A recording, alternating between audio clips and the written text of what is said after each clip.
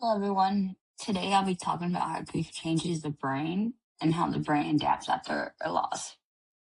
Before I started researching this topic, I already knew grief changed people because I was experiencing it myself.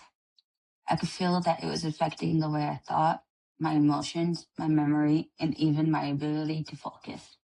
What I didn't understand was how grief was changing my brain or why those things were happening. As I started researching, I learned that grief isn't just an emotional experience. It causes changes in the brain that can affect memory, attention, emotions, and decision making. Learning about those changes gave me a new understanding of grief, and that's what I'd like to share with you today. Before researching this topic, I always thought of grief as something emotional. I knew people felt sad, angry, lonely, or even numb after losing someone. But I learned that grief is much more than that. Psychology helps us understand the emotional side of grief, while neuroscience shows us what's happening inside the brain. During grief, the brain changes in ways that can affect memory, attention, emotions, and behavior. Looking at grief from both perspectives helped me understand why it can affect so many parts of our lives. Psychology has helped us understand grief for many years. One of the best known theories is Elizabeth Kubler-Ross's 5 stages of grief: denial, anger, bargaining, depression, and acceptance. But today, researchers know grief doesn't happen the same way for everyone, and those stages don't always happen in order. Neuroscience takes a step further by looking at what's happening inside the brain while someone is grieving. One of the most interesting things I learned was about neuroplasticity, which is the brain's ability to adapt and change over time. There are 3 parts of the brain that play an important role during grief. The first is the amygdala, which processes emotions. During grief, it becomes more active, making emotions feel much more intense. The hippocampus is responsible for memory, and that's why hearing a song, smelling something familiar, or visiting a special place can suddenly bring back memories of someone we've lost. The prefrontal cortex helps us make decisions, solve problems, and stay focused. During grief, this part of the brain doesn't always work as efficiently, which can make everyday tasks feel more difficult. Learning about these brain changes helped me understand why grief affects so much more than just our emotions. One of the most interesting and encouraging things I found while researching this topic was learning about neuroplasticity. Neuroplasticity is the brain's ability to adapt by creating new connections throughout our lives.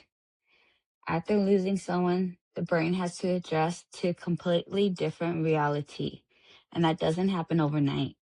As we continue living, building new routines, and having new experiences, the brain slowly creates new pathways that help us adapt. That doesn't mean we forget the person we lost. It simply means the brain learns how to carry those memories while allowing us to keep moving forward. And I think that's really important because many people feel guilty when they start healing.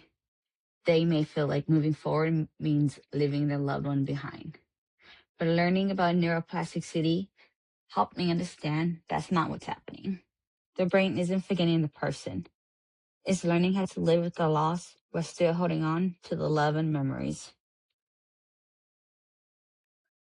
These brain changes explain why grief affects everyday life in so many different ways. Many people experience brain fog, where it's harder to concentrate or remember things.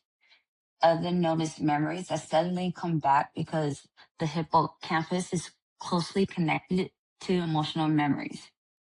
Strong emotional reactions are also common because the amygdala is more active and because the prefrontal cortex is working under extra emotional stress. Even simple decisions or daily tasks can feel overwhelming. Learning this helped me realize these experiences are actually a normal part of how the brain responds to loss. Even though grief changes the brain, those changes don't stay the same forever. Because of neuroplasticity, the brain continues adapting over time. As we slowly adjust to life after a loss, the brain creates new pathways that help us move forward. Healing doesn't mean forgetting someone or loving them any less. It means learning how to live with the loss while keeping the memories and the love you still have for that person. That was probably the most meaningful thing I learned from this research. To summarize, grief is much more than an emotional experience. Research shows that it changes the brain in ways that affect memory, attention, emotions, and behavior. Neuroplasticity reminds us that the brain has the ability to adapt over time. Learning about this topic completely changed the way I understand grief. It helped me realize that there are real biological reasons for many of the struggles people experience after losing someone. More than anything, it reminded me how important patience, compassion, and understanding are when supporting someone who's grieving. These are the sources I used for my presentation. They include the class textbook, research articles that help explain how grief affects the brain, and how neuroplasticity supports healing. Thank you for listening. And now I'd like to leave you with these questions. I hope they encourage you to think about how understanding the brain can change the way we understand grief and how we support people who are going through a loss. Thank you.